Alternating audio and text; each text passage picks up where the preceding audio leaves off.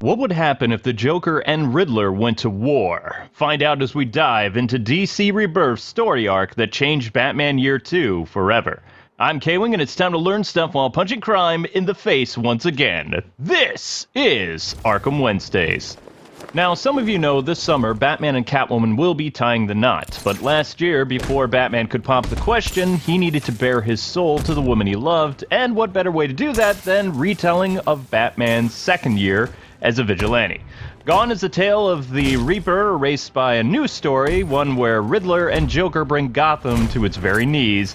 In a massive war the city has never seen, well, if you don't count, later things like No Man's Land and Batman War Games, this hasn't really happened yet. Just so you know, the following video will contain spoilers for the DC Rebirth storyline, Jokes and Riddles, and Ballad of Kite Man. So anyway, Bruce basically begins to tell his lady friend a story of jokes and riddles and how he is not the noble knight that she thinks he is. Okay, so while this story does keep a lot of elements from Zero Year, the New 52's retold origin of the Batman, it retcons a bunch of stuff, minus how the Riddler took over the city and how a big role he and the Red Hood 1 played into creating Batman. You can thank Scott Snyder for that one. So back during Zero Year, if you guys don't really know what that is, basically Riddler was a staff member of Wayne Enterprises. Yeah, I know, another villain made possible thanks to a grant from the Wayne Foundation. Mainly you can actually thank Bruce's Uncle Kane. No, not Kate's dad, but related to the Waynes nonetheless. Just some uncle.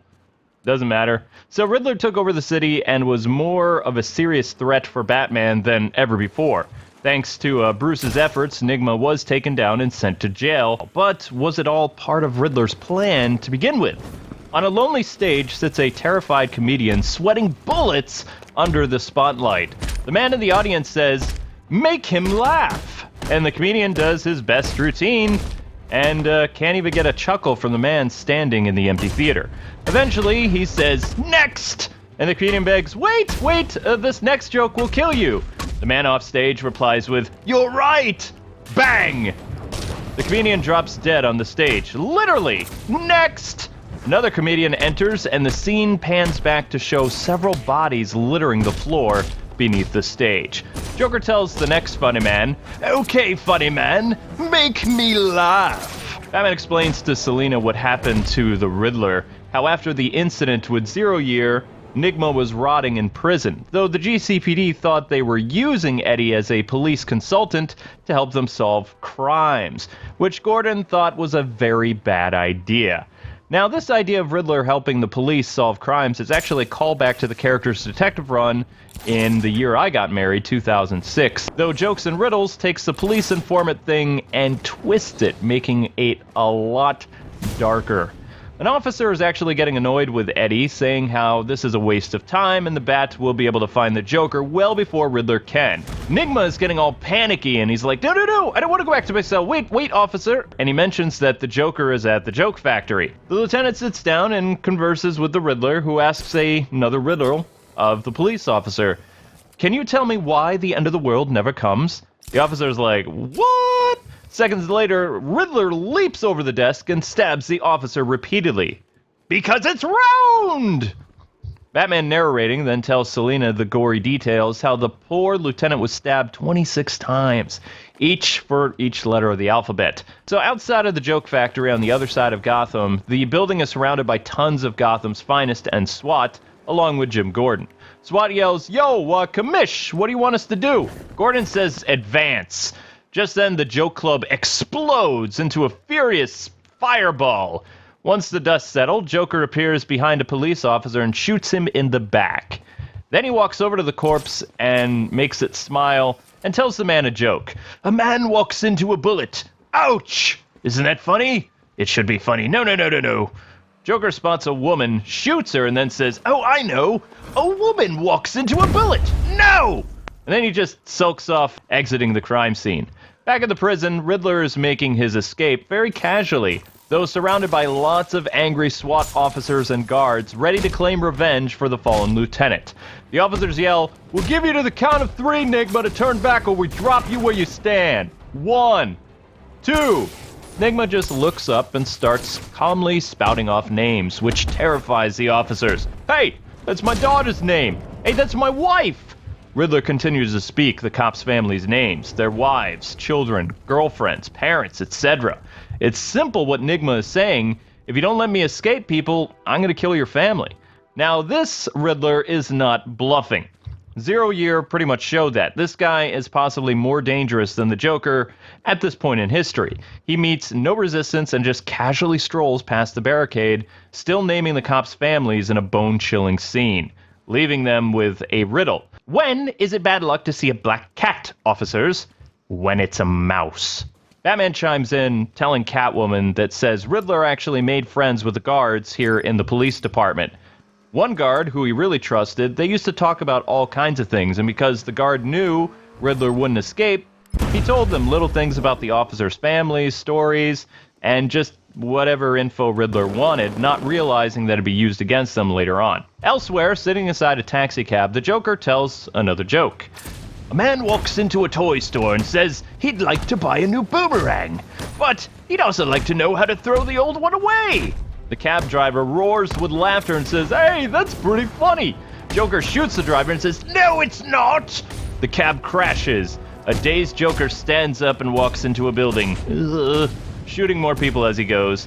Time out. Okay, so now what makes these group of stories so interesting is Batman is narrating between each story sequence, explaining to Catwoman what he was doing, what was happening in Gotham, what the villains were doing. Now, he also tells Catwoman that Joker was actually injured from the car crash, which is a no-brainer. Joker's not a superhuman. So Joker was injured from the car crash, and Batman heard about the accident on the police scanner and was rushing over to apprehend the Joker, more or less, and end the crazy man's latest murder spree. But Riddler got to the Joker first. Inside the penthouse where the Joker had set up shop, so to speak, Riddler greets the Joker with a knock-knock joke. Joker is, of course, not amused. Riddler's telling jokes. Then Enigma calls Joker's latest scheme sloppy and sad, spelling out how all the Joker's latest gags is there's a cry from a man who can't laugh anymore. Joker just sits with his hands on his chin, looking pretty angry, but lets the Riddler continue to spout on. He rambles on about how the jokes need punchlines and to be unpredictable. That's what makes things funny. But Batman makes things predictable, and Joker will continue to lose and never laugh. But Riddler has something in common with the Joker to help him with that. He would have gladly sat in prison doing his thing, but he wants to change the game. What if the Riddler teamed up to kill the big black bat? Joker thinks about it. Together, yes. Maybe that will make me laugh. Or maybe this will. And he shoots Eddie at point-blank range in the stomach, which causes Riddler to be completely like, what? You know, as he has a gaping hole in his stomach.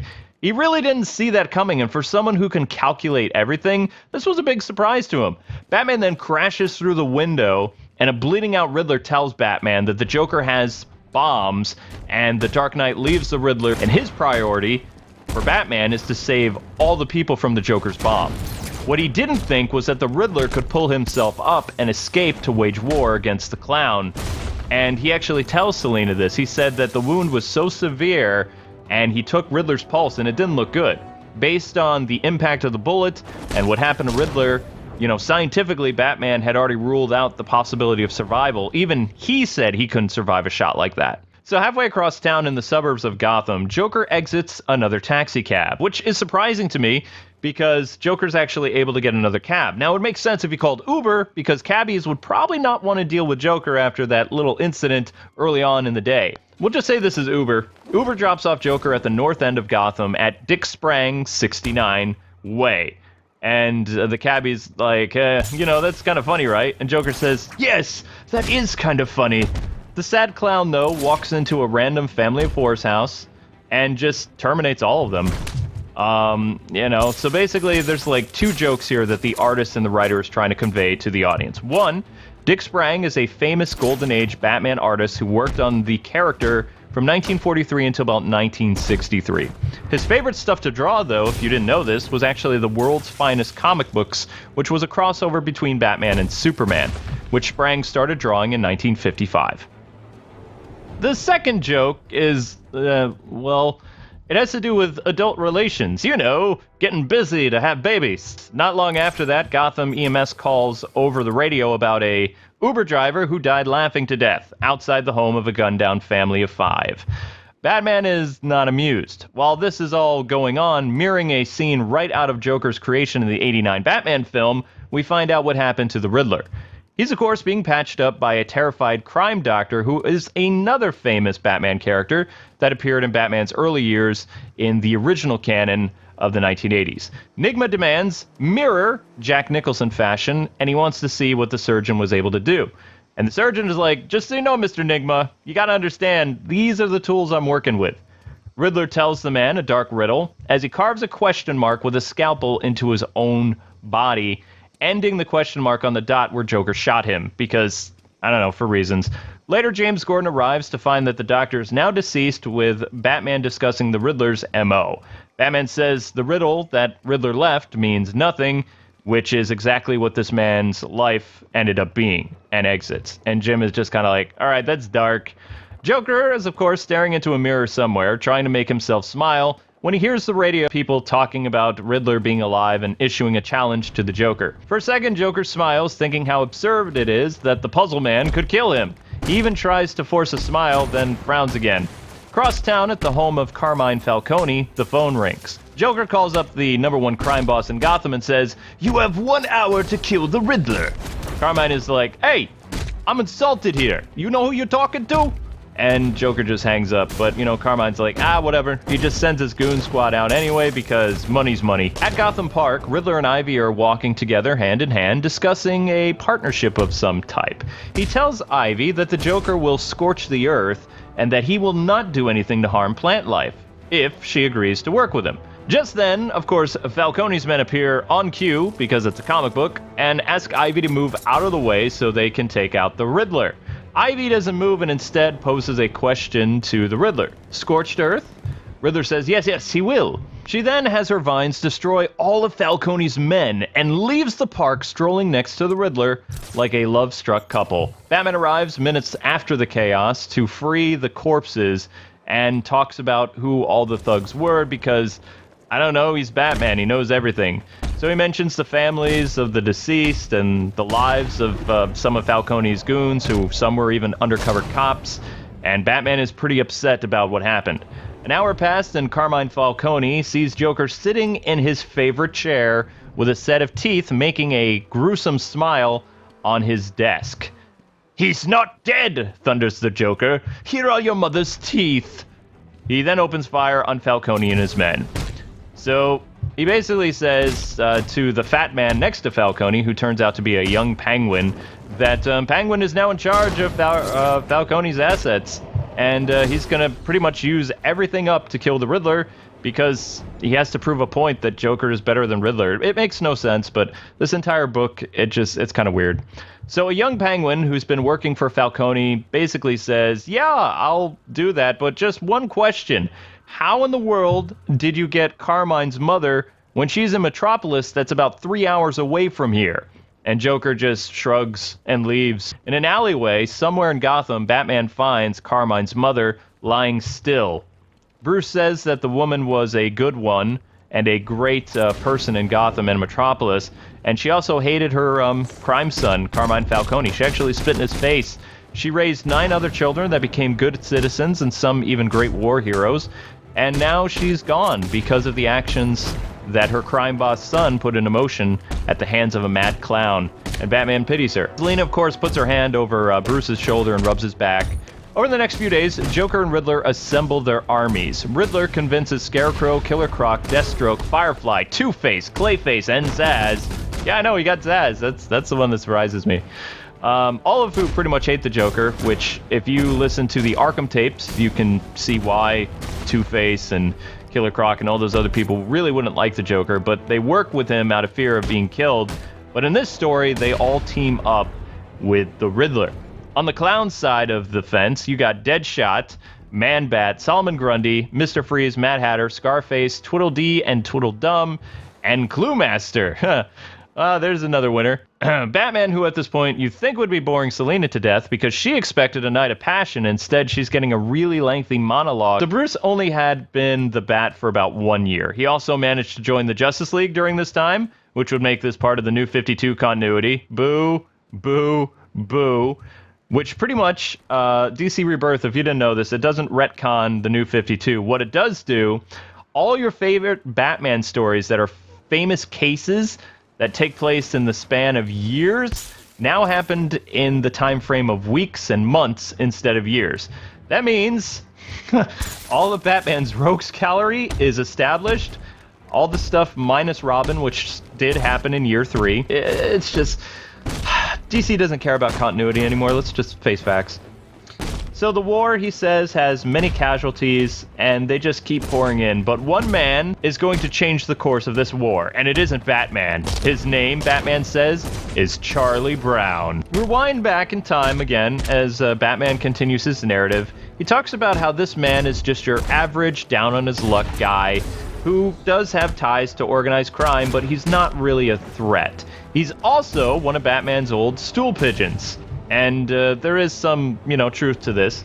Batman has a lot of stool pigeons in the Gotham underworld that he will lean on heavily to find out what he needs to know. He's done that since the Bronze Age and stuff like that. So originally, Charlie worked on the Joker-mobile, which is a callback, of course, to Dick Sprang's work, if you didn't know that. And Charlie was a mechanic and did good enough work to be the only one Joker left alive out of a team of 5. And the reason why you find this out is because Joker liked the name of Charlie Brown. So he keeps him alive because he thinks it's funny. Anyway, Batman drags the man to the rooftops and dangles him off, all interrogation style, demanding a meeting with the Joker, where is he? That kind of stuff. So later that night, Deadshot arrives and gives Charlie Joker's new phone number. So Batman comes back late into the night after Deadshot has left and basically interrogates Charlie again and demands that he contacts the clown. Which Charlie's just kind of like, okay, why not? I'm drunk, no problem.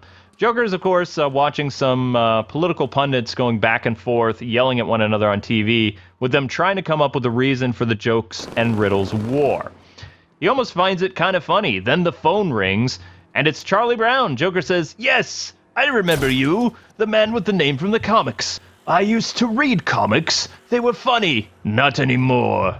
He asks Charlie if he thinks comics are funny, and Charlie's like, "No." And Joker's like, "Great, you're Team Joker now." And just like that. See, this is deep writing, ladies and gentlemen. See, this is deep stuff. So the next day, Charlie is out flying a kite with his son, and the father asks his son, "Are you having fun?" And the kid replies with, "Yeah." Which, I know you guys are going to get on my case, but there's a point to this.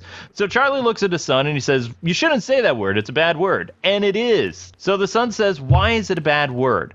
And Charlie, the father, is like, "Well, your grandmother believes that if you say that word, you'll go to that place." I love it when secular people try to write religious references and being way off. Talking about hell doesn't send you there. Simple Sunday school stuff, people. Come on. You could get that just from a textbook. So anyway, the reason that he's out here flying the kite with his son doing this outdoor adventure thing is so that Dad can let little Charlie down. Yes, he named his son Charlie Brown as well. So, actually, I believe the kid is actually wearing a yellow shirt with, black stripes, so there you go. So anyway, Dad has to let the little kid down and disappoint him and say, "Well, I have an important job to do," parentheses, crime-related stuff, and I can't make it to your birthday party, son, sorry. And the son's just like, "Okay, well, we'll fly this kite all day," and the dad's like, "Yeah!" So not long after this, while leaving a nightclub, totally out of it, singing horribly off-key, by the way, which they show in the comic, Clayface abducts Chuck and brings him to his boss, Edward Nygma, who asks him questions about his family, which I wouldn't tell Riddler anything because this guy's a crazy serial killer. After answering all his questions, and probably going to target Chuck's family now because Charlie's stupid, he then asks Charlie Brown about his meeting with the Joker, and Chuck says, "Okay, I'll tell you where it is." Back at the bar, Charlie is talking about the difference between jokes and riddles, saying how they're pretty much the same, but he doesn't really get it. And Batman grabs him, takes him outside, and starts discussing how Charlie's gonna spring this trap that will get both Riddler and the Joker off the streets, to put an end to this stupid war. Later that night, Joker and Riddler's forces meet, and Batman appears to take everyone on. During the clash, Charlie and Joker leave, with Mr. J saying, "Oh, good grief." So back at Joker's hideout, Chuck spills the beans, and Joker says that's almost funny, and lets Charlie live because he just thinks he's so pathetic. In the early hours of the morning, Charlie meets Batman, and he says that Chuck's family is moved somewhere safe, don't worry. But his son is sick with a cold for some reason. Plot! Charlie says thank you, and sobs a little bit, revealing a bomb under his jacket, and Batman's just like, oh, come on. Charlie's kind of like panicking. He says, I'm sorry, but he said that whatever. So he just hits the detonator, and instead of a big boom, you hear Joker's voice telling another bad joke. Charlie is really angry because in order to keep his family safe, he needs to blow up. That's what the Joker said. And he doesn't understand this, so he keeps pressing the button frantically, hoping something's gonna happen, and he just falls to his knees and starts weeping. Batman places his hand on Charlie Brown's shoulder and says, "It's okay, Charlie Brown." So anyway, GNN then reports more about the war between the jokes and riddles. Charlie watches his TV, drinking himself into misery, and then we have one angry liberal host blaming Batman for everything, and the conservative host saying Batman is helping, which, what this proves is watching too much TV rots your brain, and both sides are idiots. So then Charlie gets a phone call, and this is where his life changes forever. The phone call is from Gotham Hospital, where his son is dying. It appears that the Riddler poisoned the kite that Charlie was flying. Riddler knew Charlie would double-cross him because he's that brilliant, and so he went after Chuck's family. As little Charlie is dying, he asks his father, "Is it because I said that bad word?" And Charlie's like, No, of course not. You're fine. No, you're not going to go there. But the boy doesn't hear what his father says and closes his eyes for the last time. On the rooftop, Charlie is weeping and raging that Riddler did this. He knew I'd betray him, I guess. Batman says, "This needs to stop. I promise you, Charlie, he will pay." And he basically leaves the broken man to his mourning. That night, Charlie chooses a side and becomes Kite Man. He appears at Joker's doorstep, who looks at Charlie and he's like, "Really?" And he says, "Who are you supposed to be?" "Kite Man," says Charlie. The Ballad of Kite Man is actually a cool retelling of his origin. It also pays tribute to the animated series episode Joker's Favor, where Charlie was actually a guy who had a run-in with Joker on the freeway after cussing him out. Joker planned on doing the guy, but Charlie pleaded for his life and said that he would do a favor for the Joker. And the Joker was like, "Okay, sounds interesting." And he takes his wallet and says he'll call him. Now Charlie, of course, leaves Gotham and goes halfway across the country to get away from the Joker, but the Joker says that Charlie has become his hobby and he needs him to do one little favor and then he will send him back home. What he doesn't say is, alive. So more or less, this man becomes a Joker's little goon guy that he uses over the course of the episode. And we find out that all he wants Charlie to do is open a door to blow up the policeman's ball so they can bring the bomb in. And then, of course, he works with Batman to take down the Joker. And it's a fantastic story. I mean, I like it. It's pretty funny. But back to the story at hand. In this tale, or comic arc, Charlie plays all sides and works for Batman until his son is killed by the Riddler, and then he becomes a living joke, aka Kite Man, who was a comic book joke, even back during the heyday. A guy who flies using a kite, garbed in green and yellow colors. Also, many fans consider this character just a bad stain on Batman's history. So, I mean, it's cool that they used him in a new depiction, because you actually feel sorry for this character. He has more of a backstory now. And if you want to see a lore on the original Kite Man's history, let me know in the comments, and I'll see if I can do it. So the war continues to escalate, and Jim Gordon reaches out to both camps, Joker and Riddler. First, he goes to the Joker, who wants Jim to come in nothing but his undies, so he knows Gordon is clean. Get it? It's a joke. It's a bad one, but it's still a joke. And then the second day, Gordon meets with the Riddler's forces dressed as a prisoner. The third day, Jim meets with Batman on the roof and tells him what he saw. Pretty much, Joker has half the city wired to explode, and Riddler has every other half of the city covered with weapons pointed at innocent people. They both want Batman dead, is what the point that this came to. The Dark Knight says he needs to go in, and Jim says no, that's exactly what they want. As soon as they see your pointy little ears, then more innocents are going to suffer. Pretty much he says we also need to cut off their supplies and force both sides to kill one another, while doing our best to minimize civilian casualties and property destruction. Batman agrees, but forms another plan and leaves Jim on the roofs of the GCPD building. Kite Man, who is now working for Team Joker, is tossed out a window by Catwoman for giving her answer for joining Team Joker. She wants to do her own thing. Batman then saves Kite Man at the last minute and chats with Catwoman, who's having fun robbing a Carmine Falcone safe. In the present, Bruce and Selina mention how this is their first kiss and night together. Later, in downtown Gotham, Deathstroke and Deadshot face off at noon. For 5 straight days, the assassins fight each other, trying to kill the Batman in the crosshairs. What they don't realize, and they don't care about, is they kill hundreds of innocent people during these 5 days. Batman tried to do what he could to protect people, but on the 5th day is where he actually decided to go after both killers and take them down. Because of this, 62 more people are killed. Batman is so enraged that he almost kills Deadshot as he's punching him to death. The assassin is then rushed to Gotham Mercy General to stop a blood clot that Batman caused in his brain and try to save him, though the Merc survives, of course. During this time, the feds move in to go after Joker and Riddler, and as Jim calls it, this was stupid. It didn't end well for them. Joker called Jim over a walkie-talkie and told him to come clean up the dead. Riddler did the same thing. Batman says, you know what, I have enough of this, and I have another plan to end this. Jim just shrugs, sure, whatever. Like, it can get worse. A few days later, after the carnage in Gotham, Bruce is calling a truce between Riddler and Joker to have them come to dinner at his house, because of reasons. Joker and Riddler agree and attend the dinner party. He then asks the two men, why Batman? They say because he's problematic. Riddler says he'd do away with all of Batman's friends and family in front of the Dark Knight before ending him, and Joker says, while pretty devious, not good enough. He just simply wants to strangle Batman to death.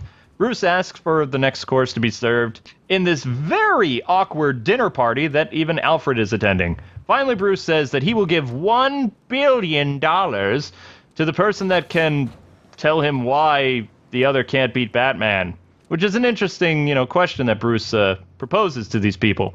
Riddler replies by first calling Joker a fraud, saying he has no tragic life story, no wife killed by an accident, no bad day, no dead child, no abusive father, nothing. He doesn't know loss, not yet. He's just a clown trying to get the world to laugh, but they don't. Joker retorts, why do I deserve it? Because it's Batman versus the Joker. No one ever mentions Riddler. Bruce then snaps and yells at both madmen, saying Batman is playing both of them, you idiots! Laughing from his gargoyle perch as you try to kill one another. I'm offering you guys $1 billion, and you can hire the other side to join your ranks. You can hire anyone to join your army. Foreshadowing to outplay the other side and win this stupid war so Gotham can return to peace. Well, what Gotham knows is peace. He then asks for cake to be brought out so they can finish their really strange soiree. He then escorts his guests out, saying he'll decide the winner of this stupid debate later and give the winner, of course, $1 billion. In a show of good faith, he asks Riddler to release his hostages, and Riddler's like, of course, I'm not a monster. And Joker's like, well, I'm not really sure I didn't kill my hostages. I'll check when I get back.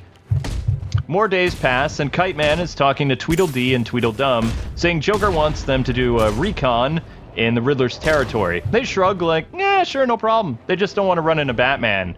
Because as the villains put it, no one on Riddler's side punches harder than Batman. So during the mission, something goes horribly wrong, and Batman appears wearing a Riddler armband and takes out everyone but Kite Man. Back at the amusement park, Kite Man reports and is knocked out by the Joker for failing. While unconscious, he hears a conversation he had with his son about how Mommy views Charles as a joke. After recovering from his severe beating, he goes searching for more of his, bad guy friends, more or less, and stumbles into the ventriloquist on the battlefield, who's mumbling about Scarface being gone. Charlie asks him, hey, are you okay, buddy? And Wesker just snaps, grabbing him by the neck and shaking him. I'm not okay! He took Mr. Scarface! Batman took him! Give it back! Give him back! Later, Man-Bat and, of course, Kite Man are flying around the city trying to do, reconnaissance, but then the Batwing uses some type of missile and knocks them both out of the sky. On the ground, as Kite Man is recovering, he hears Two-Face talking with a Riddler soldier, saying how Batman has now joined Team Riddler, but they pretty much made a deal. Batman said he would work with Riddler to overthrow the Joker, if they agree to not killing anyone. And because it's a story, all the villains say they're not going to kill people anymore, which this is where things start to get really stupid, if I'm being honest. The villains aren't going to kill anymore, and it pretty much comes Team Batman waging a war on all of Joker's forces and winning. It just brings the whole meaning to Batman being a one-man army to ludicrous levels in this comic. He takes down everyone, but more on that later. So lying in the pond, Kite Man, of course, keeps hearing his son in his head asking if his father's a joke. And if his mother was lying for him, being a joke. And Kite Man says, no, your mom, isn't lying. I'm pretty much a joke. He then retreats back to the carnival base. Here we learn that most of Joker's forces serve him out of fear of being killed, as I mentioned. Clue Master says, with Batman on the front lines now fighting for Riddler, this is the lost cause. And because of the Bat not killing people, probably, they can just slip away amidst the chaos during the next battle. Although it doesn't really work out that well for Clue Master. He's attacked by Scarecrow and injected with some nasty fear toxin, which causes him to go crazy. And Kite Man is next and learns new lessons in fear. Although it's kind of a mercy for him because he sees his son in person and speaks with him for some time. Though his son keeps calling his father a joke, which would echo the whole, his greatest fear thing is having his son say that Kite Man is a joke. Joker then sends Freeze and Kite Man to attack more of Riddler's forces, and Victor tries to calm his kited friends, saying how he's a brilliant scientist, and they will win because of him. He's intelligent, he did the math, he knows the numbers. And then a Soul Batarang shatters all their hopes and freezes, Chrome Dome. And then Freeze says, okay, nope, we're going to lose very badly, as Batman hauls off Mr. Freeze. One by one, the Dark Knight continues his ruthless crusade against Joker's forces, to the point where Joker has to hold a meeting to encourage his troops and relight the fire of Team Joker. And his speech is actually pretty rousing. Everyone in the army is, getting their morale back. And even though Batman has joined the Riddler, they can still win and be triumphant because they're Team Joker. Joker says his men are awesome and he's proud of pretty much all of them. Then we see what's left of Joker's army, as it's just been reduced to only Kite Man, who loudly claps and applauses the Joker's speech, and Joker just facepalms. Then, of course, Kite Man goes out to fight Batman alone, and yeah, it doesn't end well. Batman beats him to a pulp and yells at him to stay down! But Kite Man just wants to keep fighting so he can get revenge on the Riddler. Kite Man's mind then continues to chat with his son as he's unconscious about, what being a joke is about. And, of course, his love of kites, which is something that Charlie, as an adult, really loves. He enjoys kites, hence why he becomes Kite Man. His son very much wants to fly kites with his pop, though he's worried that if the kite doesn't fly, then he'll be a joke like his dad. Now, what Kite Man doesn't realize is the kite that he uses that day is the very one that Riddler has poisoned, and the one that his son is going to continue to use while his father is away on business. It's very, very sad. But, for the sake of storytelling, we'll just go with it. So little Charlie tells his dad that even if the kite falls down and he becomes a joke, then he and his dad can laugh together because they would both be jokes themselves, and they would have something more in common. Sitting in the interrogation room with Batman and the Riddler, Enigma finds it very funny that Kite Man is the very last person left protecting the Joker. The Joker of all people. He mocks Kite Man and mentions how he used his son to get to Charles, to get to the Joker. It was all well planned out and brilliant. And that Kite Man is in fact a joke. And Charlie says, I'm not a joke, I'm Kite Man. Now we go back to where it all started, the very building where Joker shot the Riddler at the beginning of Jokes and Riddles. He's asking a hostage if, he will remember the Joker a week from now, a month, a year, etc. The terrified man just nods his head, saying, yes, of course, I will. Joker says, good. Knock, knock. The hostage says, who's there? And Joker says, you lied, and stabs the man to death. The joke is, of course, the man didn't say Joker instead of who, because it's stupid, okay? This is writing, people. This is comics today, okay? This is what you consider grade A material, okay? Anyway, outside, Riddler and Batman discuss the booby-trapped building where Joker is taking his last stand. And Riddler says, "You do have a man on the inside, right?" And Batman says, "Not a man." Outside, Catwoman is scaling the building. She witnesses Joker stabbing the hostage to death, but does nothing. Joker spots her and shoots her through the glass, and she falls. Batman calls out, "Cat!" She recovers and smashes through some other windows. Catwoman then uses her comms to tell Batman that the glass doesn't trigger the bombs. And Batman tells Riddler, "We have a way in," and he leaves. Riddler stops him saying, "No, wait! We have to wait for my army," and Batman says, "No." Riddler says, "I will kill people if you don't do what I say, Batman." Batman mentions, "You realize the Joker's on the 73rd floor. How are you going to get everybody up here?" And he's like, "No." So not far from here, Kite Man asks Killer Croc how much he weighs, and Croc says, "A lot." Next, we see Batman and all Riddler's army flying through the night sky using kites, and it's ridiculous. They all crash through the window, and Riddler tells the Joker a really bad knock-knock joke, which triggers the Joker, and they have this extravagant fight. But the Riddler beats him in hand-to-hand combat, because comics. Riddler poses a riddle to the Joker that basically says, "You're second place now," and Batman says, "Enough!" And the Riddler agrees with Batman, and the truce is over. And the Riddler says, "Any final words, Batman?" And Batman's like, "Kite Man!" Within seconds, all of Riddler's army is whisked away by Kite Man's rocket kites, leaving just Joker, Batman, Riddler, and Kite Man to finish this war. Riddler is completely shocked and has no retort. Batman just laughs. "Plans with plans." Enigma says, "Kite Man? Really?" Charlie Brown says, "You took my son, I took your war." Riddler's still like, "Kite Man? Heck yeah!" Then Eddie's just like, "Shut up, you twit!" and starts beating up on Kite Man. Now you're probably wondering, how in the world did Kite Man get the army out? Well, this Kite Man is not just your down on your luck bad guy. He's a engineer who worked on the Joker mobile, right? So he reverse engineered the kite packs from parachutes into rockets. This sent the bad guys pretty much in orbit, awaiting a massive bat net and Alfred ready to clean up this city, like in Alfred the movie. In the present, Batman tells Selina that this is how everything came to an end, where the only ones left in the room were the insane, me, Riddler, and the Joker. At this point, Catwoman is probably bored to tears and just doesn't care. I mean, she's marrying Batman. I guess this is just what happens. But anyway, it's time for the conclusion of Jokes and Riddles, and I'm not gonna lie, it's pretty anticlimactic. Batman and the villains fight, and they're no match for him. They try, but, I mean, come on, it's Batman. He's OP man. Riddler's on the ground, crying out for mercy as Batman continues to pummel him near to death, getting angrier and angrier. Then Riddler asks in a daze, "All right, you win, you twit! Why aren't you laughing, Joker? This is funny, isn't it?" And Batman's like, "What now?"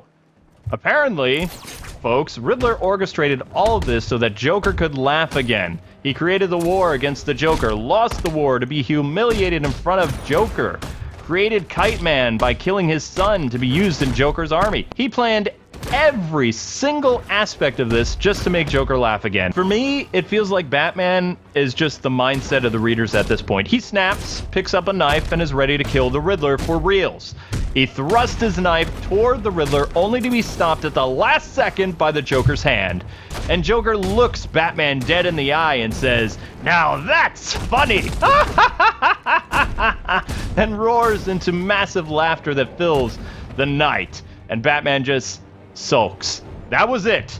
The whole lengthy war was fought so Riddler could have the Joker laugh again. Because in the Riddler's crazy mind, it didn't make sense for a man called the Joker wouldn't be able to laugh while he did his crimes. It drove Nigma batty. So he burst out of jail and did everything just to make Jokes and Riddles make sense again. In short, he's crazy. Back at Arkham, Batman asks Joker why he prevented him from killing the Riddler, and Joker just laughs and says, "Don't you know the difference between a joke and a riddle?" And Bruce, in the present again, sits up from his bed and cries, "Don't you get it? Joker made me. I thought I had lines. I thought I wouldn't cross. I don't kill, they do, but in reality, it wasn't madness that made me want to kill Riddler. It was vengeance for Kite Man's pain and my city. All of it was for nothing. It wasn't a Batman story. It wasn't Gotham's story. It was Jokes and Riddles." And Catwoman is doing her best to try to calm this crazy man down. So Batman pretty much just babbling on says the only thing that stopped him from killing another person was not his convictions. It was a crazed murderer's hand. In his mind, he's punishing himself for years, which is stupid. It's not a Batman thing. It's a very New 52 thing, and it's dumb. To think that, Batman doesn't kill because Joker's stopping him in his moment of weakness and sorrow over the family Riddler shattered to be a punchline and a grand joke, it's just bad writing. So in short, Batman is no different than his adversaries. In his mind, though he's wrong, outside of jumping off rooftops and being in cosplay, he's not all that bad. Batman has a strict code, and it wasn't made by the Joker. It was an oath he swore to his parents when he became Batman. But back to the story's finale. I write better fan fiction. So anyway, Catwoman gets up from bed and says the difference between jokes and riddles, more or less, is who cares? She tries to tell Bruce that Joker didn't make him have lines he couldn't cross. Batman did. Then she says, lovingly, ask me again. Bruce says, will you marry me? And she says, yes! And this July, they get married. This story was from almost a year ago that covered 8 issues. You can read in the description what they are if you want to read this book. And to be honest, it's not good. It's not a great Batman story. It's not terrible, but it's not amazing. It's not to the credit that people give it. Even for DC Rebirth stuff, I was kind of disappointed with it. They tried to fit in elements from Zero Year and the New 52, and it's bad fiction. I was actually talking to my wife about this while I was outlining this 8-issue comic arc and trying to figure out how we were going to do a lore on it. And she was like, I don't get it. What was the whole point? And I told her, well, I think it was to get the Joker laughing again. She's like, okay, so the Riddler killed all those people, waged that war just to make Joker laugh. And I'm like, yeah, that's right. Does he love Joker or something? I said, no, they hate each other a lot. But jokes and riddles work in tandem of one another, so they can't exist in the same world without the other, I guess. It's dumb, but that's pretty much what the writer is trying to illustrate. Riddler is Riddler. He's a person who leaves clues, riddles, and puzzles to the police to cause his crimes. Joker is a crazed individual who dresses like a clown. He was dropped in acid that made him crazy, so he laughs a lot. And Enigma's mind, that type of person who can't laugh being called the Joker doesn't make sense. It doesn't fit his criminal ID. Then my wife posed a question that really made me think. Why did he stop laughing to begin with? Wouldn't that have been a better story?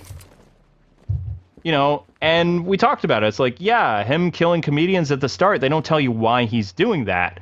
We know at this point he's not laughing, but when did the laughter stop?